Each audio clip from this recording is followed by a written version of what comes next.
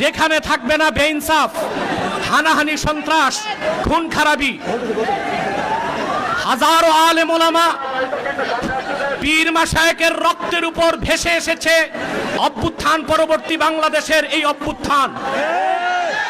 অথচ আজ এই স্বাধীন বাংলায় সবচেয়ে পরাধীন হচ্ছে ইসলামপন্থীরা। তাদেরকে জঙ্গি তকমা দিয়ে পরাজিত পতিত ফ্যাসিবাদী সরকারের ভাষা এখন শোনা যাচ্ছে বর্তমান সরকারের কিছু দায়িত্বশীলদের মধ্যে। যেভাবে 16 বছরের ফ্যাসিবাদ ভেসে গেছে, আরেকটা বিপ্লবের তোরে মার্কিন দালাল যারা বাংলাদেশে মার্কিন এজেন্ডা বাস্তবায়ন করতে চাও তারাও ভেসে যাবে।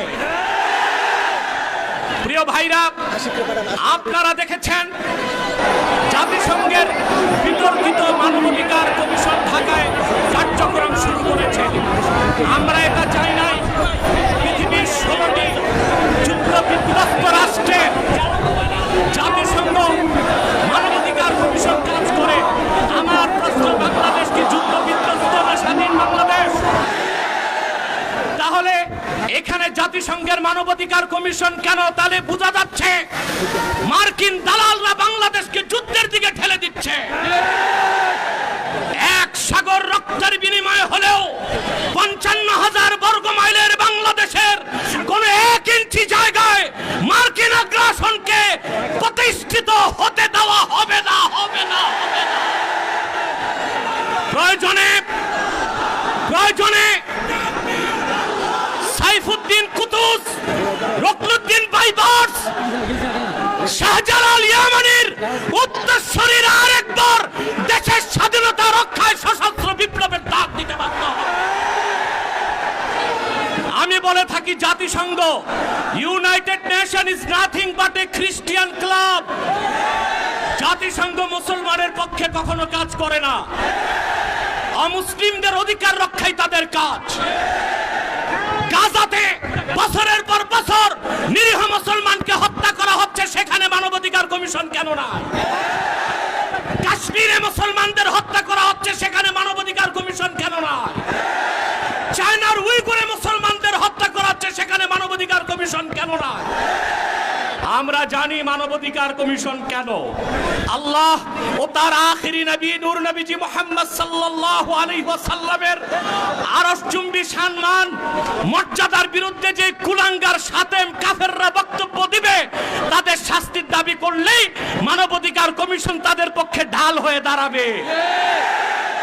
খেলাফত প্রতিষ্ঠার কথা যারা বলবে, জিহাদের কথা যারা বলবে, জঙ্গি তকমা দিয়ে তাদের কারাগারে বন্দী করতে চায়, আর সুযোগ দেওয়া হবে না। কোন একজন আলেমকে জঙ্গি তকমা দিয়ে জেলখানায় ঢুকালে জেলখানার ইটগুলোকে একটা একটা ছুটিয়ে দিবে বাংলা।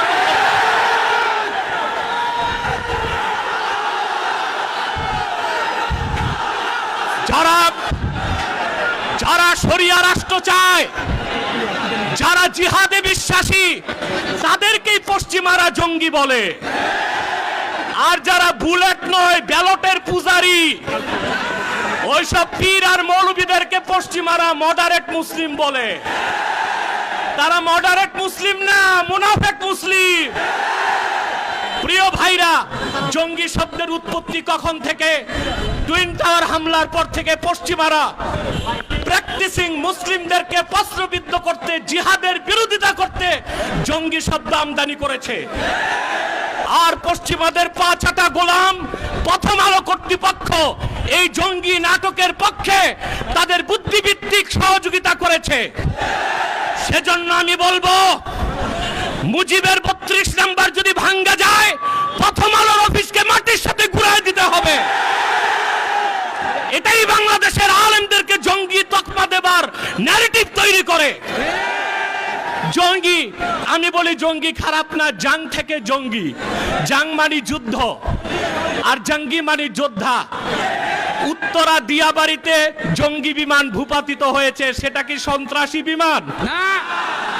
যিনি পাইলট ছিলেন তিনিও জঙ্গি, যেহেতু যোদ্ধা। মুক্তিযোদ্ধারাও জঙ্গি, যেহেতু যোদ্ধা।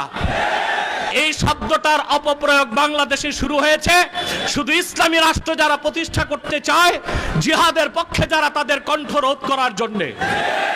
এটা মেনে নেওয়া হবে না, বরদাস্ত করা হবে না।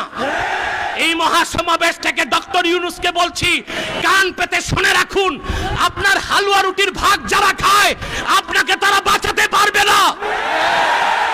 অনতি বিলম্বে উলামায়ে কেরামকে জঙ্গি তকমা দেওয়া বন্ধ করতে হবে। যে সমস্ত নির্যাতিত আলেম কারাগারে আছে তাদেরকে মুক্ত করে দিতে হবে। আর জাতিসংঘের বিতর্কিত কমিশন কার্যক্রম বন্ধ করতে হবে, নতুবা আমরা মার্চ টু যমুনা দিতে বাধ্য হব। আর অন্যান্য নেতৃবৃন্দ আছেন, তাদের বক্তব্য আপনারা শুনবেন। আমি আপাতত বিদায় নিচ্ছি, আপনাদের সহযোগিতা চাই। পিছনে যারা আছেন এখনো সামনে জায়গা আছে, আপনারা যেতে পারেন। আর একটু ফাঁকা করে দাঁড়ান, নতুবা হিট স্ট্রোকের সম্ভাবনা আছে। একটু 2 হাত পিছনে চলে যান, মিডিয়াকে সামনে আসার সুযোগ করে দেন। ওয়াখির দাওয়ানা আলহামদুলিল্লাহি রাব্বিল আলামিন।